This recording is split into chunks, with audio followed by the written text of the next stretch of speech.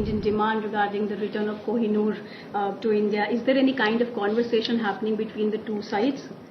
We've been talking between the UK and India for quite some time to make sure that people both in the UK and in India can benefit from and have access to many of the cultural artefacts that stem back to the time, very different era. That's something that I've discussed with my counterpart. Welcome to India. This is your first visit to India in your current role. How has it been going and what are your upcoming meetings? Well, I'm here to attend the Waves conference and also to sign a cultural cooperation agreement between the UK and India. It is very exciting for me to be here. Not only is this a very personal visit for me, I'm the first ever Labour Cabinet Minister of Indian Heritage, but it's been an absolute delight to be able to signal how much we want to work with India to celebrate the great successes in film and TV, sports, music, fashion of our great nations, and to take that to the next level through greater collaboration. Ma'am, as you mentioned, during your India visit, you have signed a bilateral cultural cooperation agreement. Can you talk to us more about that? How will it benefit both India and UK? And how do you see India-UK cultural connection? Well, across the creative industries, the UK and India really excel, whether it's film, fashion, TV, music, gaming. We're really good at these things and we export many of those products to the world.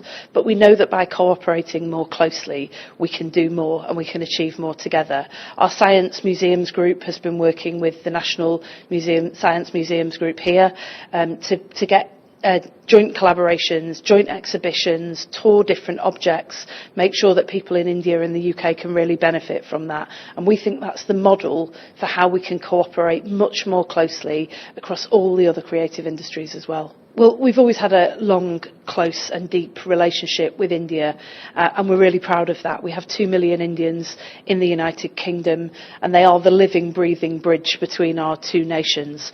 In recent years, we've already seen lots of cultural collaborations springing up. Recently, Ed Sheeran collaborating with Dileep Dosanjh and A.R. Rahman, which has brought a new vibrancy to the music industry. And we want to see more of that. We think that by working together, India and the UK can really be an exemplar of how you break down national boundaries and you work much more closely together and bring people together through the power of the creative industries.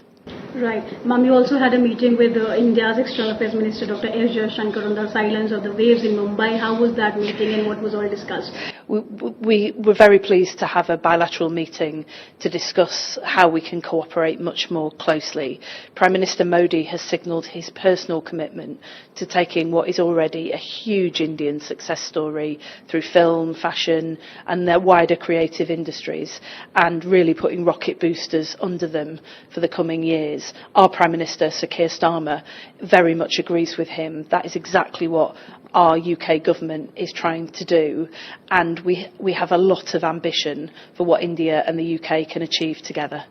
Right, ma'am, many popular Bollywood and Indian movies have been shot in UK. You have also toured Yash Raj Studios during your visit. How do you see, more collaboration between India and UK's Indian film production in the future?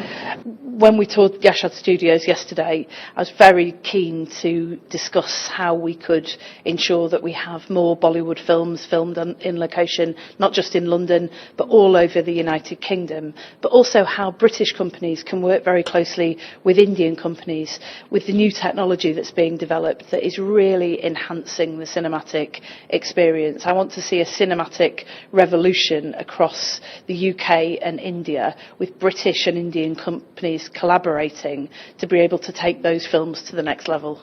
Right. India will be hosting the Women's Cricket World Cup in October 2025. How forward are you looking at it? I'm very much looking forward to seeing India hosting the Women's Cricket World Cup, and I was delighted to meet some of the members of the India women's cricket team on my visit. They will be coming to the UK this summer with the men's team as well, and we are so looking forward to welcoming them. We think those young women will be a real inspiration to young women in the United Kingdom, and we hope, just like the Lionesses, our England football team in the UK, we hope that the Indian female cricket team will be able to come into schools and communities when they're here in the UK so that they'll be able to inspire that next generation into cricket. Right. Ma'am, just a few days ago, India was attacked. The tourists were attacked, and you also joined in a moment's silence as a gesture of respect for victims. What is UK's position, and what are your thoughts on this terrible attack that has happened?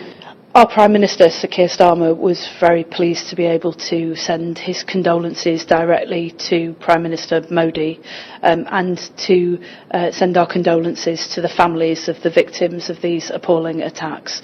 The UK stands with India against terrorism, always and in whatever form. We know the Indian nation is hurting because of those attacks, and our relationship with India is very long, is very deep.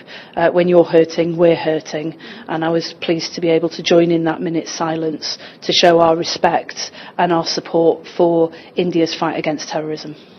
Just last question, ma'am. There is an Indian demand regarding the return of Kohinoor to India. Is there any kind of conversation happening between the two sides? We've been talking between the UK and India for quite some time about the way that we think we can collaborate much more closely together to make sure that people both in the UK and in India can benefit from and have access to many of the cultural artefacts that stem back to the very different era. That's something that I've discussed with my counterpart.